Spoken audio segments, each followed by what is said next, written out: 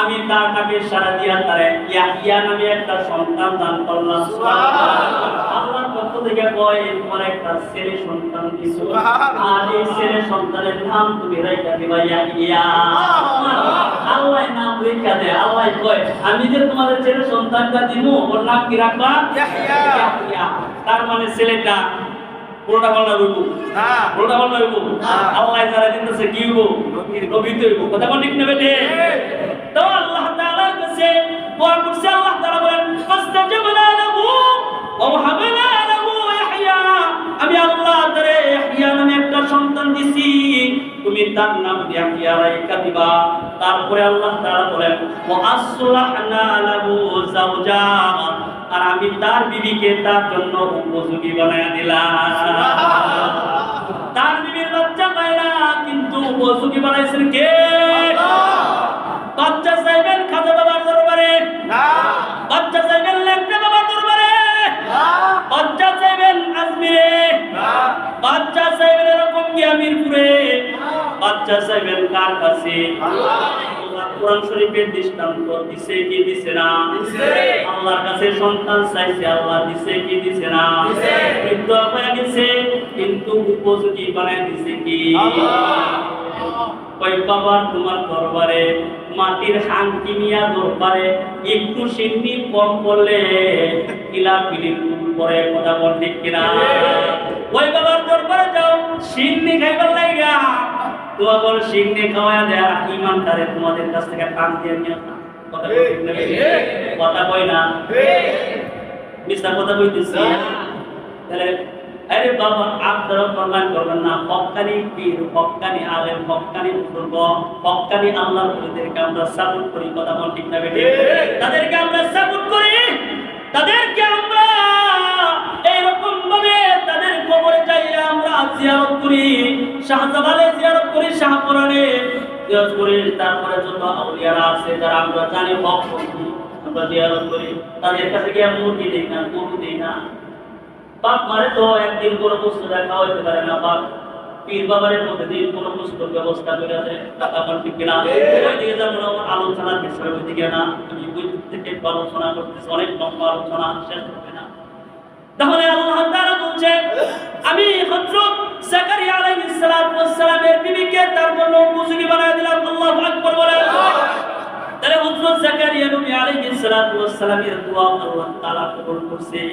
তারপরে হযরত ইয়াকুব আলাইহিস সালাতু ওয়াস সালাম দোয়া করছে। সিস্টার দেখেন হযরত ইয়াকুব আলাইহিস সালাতু ওয়াস সালাম বলেন ক্বালা ইন্নামা আশকু, ক্বালা ইন্নামা আশকু।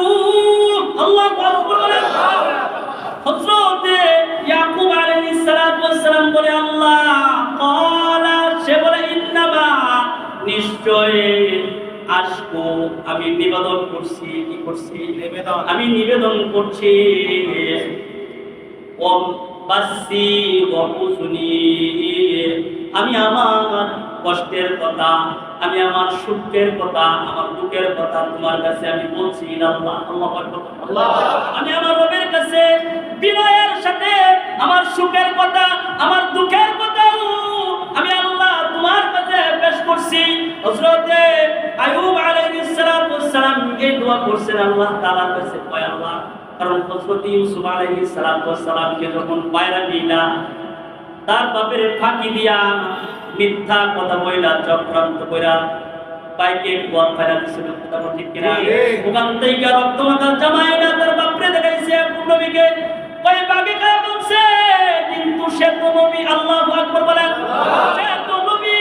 এজন্য পরের আয়াতে সাথে সাথে যে আয়াতটা, এই আয়াতে হযরত ইয়াকুব আলাইহিস সালাতু ওয়াস সালাম ওয়া আ'লামু ওয়া আ'লামু ওয়া আ'লামু মিনাল্লাহি মা লা তা'লামুন।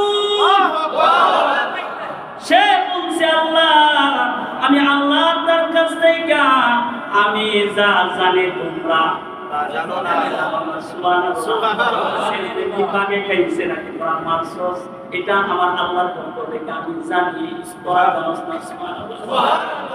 কিন্তু আয়েশা বাপের বুঝাইছে, খাইছে কিন্তু পাপিও তার দুঃখের কথা কষ্টের কথা কার কাছে বলছে? আল্লাহ তাআলা বলেন আমিও হযরত ইয়াকুব আলাইহিস সালাতু ওয়াস সালামের দোয়া কবুল করছি। আল্লাহু আকবার বলেন। হযরত ইয়াকুব আলাইহিস সালাতু ওয়াস সালাম কাঁদতে কাঁদতে সুখে তার সন্তানের জন্য চোখ বন্ধ হয়ে গেছে। সুবহানাল্লাহ। চোখ বন্ধ হয়ে গেছে। আল্লাহ কয় সন্তানের জন্য কাঁদছে, চোখ বন্ধ হয়ে গেছে, সন্তানও পাই নাই। আমি আল্লাহ জীবনের শেষ মুহূর্তে তার সন্তানকেও ফিরে দিলাম। আমার কুদরতি ভাবে আমি আল্লাহ তার চোখকেও আমি আল্লাহ আগের মতো ভালো করে দিলাম। যখন ভালো হয়ে গেছে, সর্বপ্রথম প্রশ্ন করছে বাপেরে, ছেলে প্রশ্ন করে বাপেরে, বাপ ও নবী ছেলে ও নবী দুজনের চোখ দাদা হয়েছে। বাপ আমার আপনার কাছে একটা প্রশ্ন হইল, ভাই আপনি কি তকদীরের উপরে বিশ্বাস করেন? ভয় পায়। সুবহানাল্লাহ। কেউ যদি তকদীর বিশ্বাস না করে তার ঈমান থাকে না, তার ঈমান থাকে না। ভাই ও বাবা, আমি যদি আপনার কাছে থাকতাম তাহলে আপনি মনে করেন যে আমি আপনার সন্তান আপনার কাছে থাকলে আমি সুখে থাকতাম। প্রত্যেকটা সন্তান তো তার বাপের কাছে থাকলে সুখে থাকে, কথা ঠিক না? আমি যদি আপনার কাছে থাকতাম তাহলে তো আমি আপনার কাছে সুখে থাকতাম। আপনি তো এরকম মনে করছেন, তার মানে আমি দুঃখে আমি যখন দূরে চলে গেছি, আমি যখন আমাকে পায়রা পালায় দিচ্ছে, আমাকে বিক্রি করে দিচ্ছে আমার পায়রা, তখন তো আমি এক জায়গায় ছিলাম। তাহলে ওখানেও তো আল্লাহ তাআলা চাইলে আমার সুখে রাখতে পারতো, দুঃখে রাখতে পারতো, কথা ঠিক কিনা? আপনি তো আল্লাহ তাআলার একজন পয়গম্বর।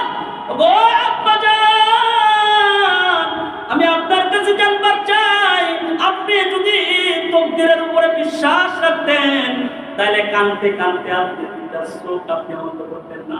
সুবহানাল্লাহ।